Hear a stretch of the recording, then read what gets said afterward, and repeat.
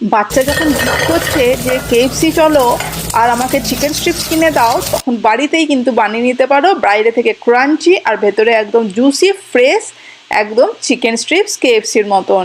এই জন্য চিকেনটাকে কাট করে নিচ্ছি স্ট্রিপসের মতন, এরপরে নুন, একটু তন্দুরি মশলা, একটু চিনি, পিরি পিরি মশলা, একটুখানি আদা আর রসুন আর পেঁয়াজের পাউডার, একটুখানি গোলমরিচ আর একটু লাল লঙ্কার গুঁড়ো দিয়ে আধা ঘন্টার জন্য ম্যারিনেট করে রেখে দিচ্ছি। এরপর একটা পাত্রের মধ্যে শুকনো ময়দা, একটু নুন, লাল লঙ্কার গুঁড়ো আর কর্নফ্লাওয়ার দিয়ে একটা মিক্সচার বানিয়ে নিলাম, জল দিতে হবে না। এরপরে আর একটা পাত্রের মধ্যে একটু বরফ জল নিয়ে নাও, একবার ওই ময়দার কোটিংয়ে তারপরে বরফ জলে 1 মিনিটের জন্য চুবিয়ে নিয়ে সঙ্গে সঙ্গে কিন্তু আবার ওই ময়দার কোটিংয়ে দিয়ে ডাস্ট করে গরম তেলের মধ্যে ভেজে নাও। একটু লো ফ্লেমে রেখেই একটু 10 মিনিট টাইম নিয়ে ভাজবে, তাহলে ভেতরটাও কিন্তু খুব জুসি হবে আর বাইরেটা ক্রাঞ্চি হয়ে যাবে। গোল্ডেন ব্রাউন করে ভেজে নিয়ে কেচাপের সঙ্গে সার্ভ করে দাও, তো দেখো বাচ্চারা কেমন চেটেপুটে খাবে, কেএফসিও ভুলে যাবে এর কাছে, কিন্তু দারুণ টেস্টি হয় খেতে।